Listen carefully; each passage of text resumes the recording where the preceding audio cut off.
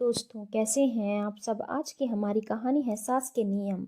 पिछले एक हफ्ते से मौसम बेहद सर्द है। आज तो हर तरफ कोहरा भी छाया हुआ है। ऐसी कंपकपा देने वाली सर्दी में किसी की हिम्मत न हो रजाई में से निकलने की। सुबह के 5 बजे हैं।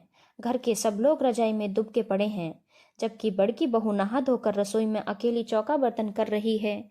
जल्दी जल्दी हाथ चला रही है ताकि फटाफट चाय बनाकर अम्मा जी को देकर आए, नहीं तो थोड़ी देर में अम्मा जी का चिल्लाना शुरू हो जाएगा। पर क्या करें, मुआ ये बर्फीला पानी हाथ डालते ही हाथ सुन पड़ जाएं। जितनी फुर्ती से बड़की बहू हाथ चलाना चाह रही थी, उतनी फुर्ती से हाथ भी न चले। आखिर चौका बर्तन करते करते ही सुबह के 6 बज गए। चौका बर्तन कर चूल्हा जलाने लगी तो मुई लकड़ियां भी गीली पड़ी हुई। आज तो ये सर्दी का मौसम जैसे बड़की बहू का बैरी बन बैठा था। ओस के कारण अधिकतर लकड़ियां गीली पड़ी थी। काफी मशक्कत के बाद जैसे तैसे चूल्हा जलाकर चाय चढ़ाई ही थी कि इधर अम्मा जी ने चिल्लाना शुरू कर दिया। आज इस बूढ़ी को चाय मिलेगी कि नहीं। भगवान जाने ये आजकल की बहुएं कितना धीरे धीरे काम करती हैं। अरे बड़की बहू, चाय बनाकर तू देकर जाएगी या तेरी अम्मा। जी अम्मा जी, अभी लाई। फटाफट गिलास में अम्मा जी के लिए चाय छानी और अपना घूंघट सुधारते हुए अम्मा जी को चाय देने पहुंच गई। कितनी देर लगा दी चाय बनाने में। थोड़ा हाथ पैर में फुर्ती ला। तुम्हारे से दोनों में हम भाग भाग कर काम कर लिया करते थे। जी अम्मा जी, और फटाफट से छोटी बहू के दूध गर्म करके दे आ। जच्चा को तो समय पर दूध देना चाहिए, तभी तो बच्चे को दूध पिला पाएगी। पर तुझे क्या पता, तूने तो बेटी जनी है। अम्मा जी की बात सुनकर बड़की बहू थोड़ी देर के लिए सुन खड़ी रह गई। पर क्या बोले अम्मा। अपनी 7 साल की शादी में बड़की बहू अम्मा जी की रग रग से वाकिफ हो चुकी थी।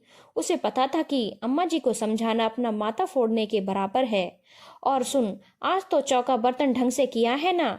कल भी चौका बर्तन करने के बाद परिंदे का पानी नहीं बदला था तूने। पता है ना कि चौका बर्तन करके रसोई तैयार करने से घर में बरकत होती है, बाबा जी ने कहा है। सर्दी में कपकपाती हुई मन ही मन अम्मा जी और उनके बाबा जी को कोसती हुई बड़की बहू रसोई में आकर अपना काम करने लगी। अम्मा जी और बाबा जी दोनों की ही कोई काम नहीं है जो बैठे बैठे बहुओं के लिए गड्ढा खोदते रहते हैं।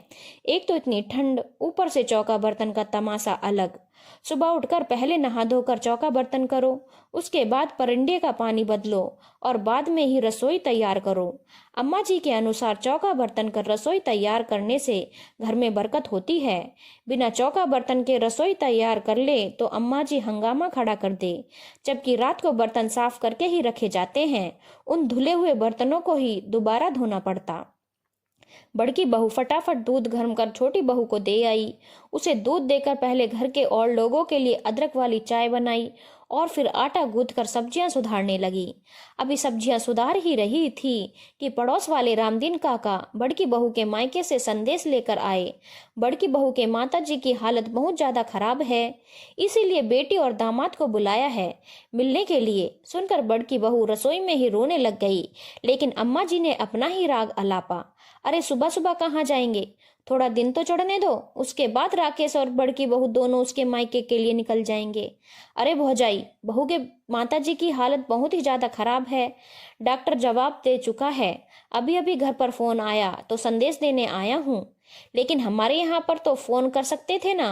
अरे भौजाई, तुम्हारे घर में तो सारे बच्चे हैं और तुम ठहरी लुगाई जाई, कहीं सुनकर घबरा ना जाओ, इसलिए बहू के बड़े भाई ने मुझे फोन कर दिया। अरे पर काहे बहस कर रही हो अम्मा, बाद में जाएं या अभी, जाना तो है ही ना। मैं भी उसे यहाँ से लेकर रवाना होता हूँ। ठीक है, जैसा तू कहे। सामान के नाम पर 2 जोड़ी कपड़े बांधकर राकेश और बड़की बहू को लेकर रवाना हो गया। अब घर की सारी जिम्मेदारी अम्मा जी पर थी। छोटी बहू तो अभी जापे में थी तो वह भी कोई काम नहीं कर सकती थी। अम्मा जी को अकेले ही घर का काम करना था। आज का दिन तो जैसे तैसे राम राम करके निकल गया, लेकिन दूसरे दिन सुबह सुबह उठकर चौका बर्तन करने में अम्मा जी की हालत खराब हो गई। चूल्हे पर ही पानी गर्म होता था और बिना चौका बर्तन किए चूल्हे को कौन जलाता। इसलिए रोज गर्म पानी से नहाने वाली अम्मा जी आज ठंडे पानी से नहाई।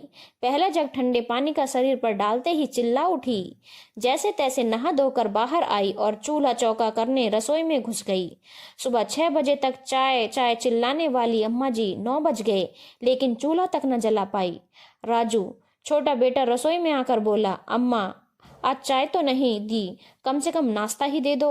हाय राम, मर गई मैं तो। इतनी तेज सर्दी है, जान ही ले लेगी। ऊपर से तू क्या नाश्ता नाश्ता कर रहा है? क्यों अम्मा, अपनी दोनों बहुओं के सिर पर चढ़कर तो खूब नाचती हो तुम। आज क्या हो गया? राजू ने हंसते हुए कहा। लाज ना आती तुझे अपनी माँ पर हंसते हुए? ऐसा नहीं कि मदद कर दे। काहे की मदद अम्मा? तू ही तो कहती है कि घर की औरत चूल्हा चौका करे तो बरकत होती है। तेरे बाबा जी ने ही तो कहा था। ऐसी की तैसी बाबा जी की। यहाँ मेरी हालत खराब हो चुकी है और तुझे बाबा जी की पड़ी है। कोई जरूरत नहीं है सुबह सुबह चौका बर्तन करने की।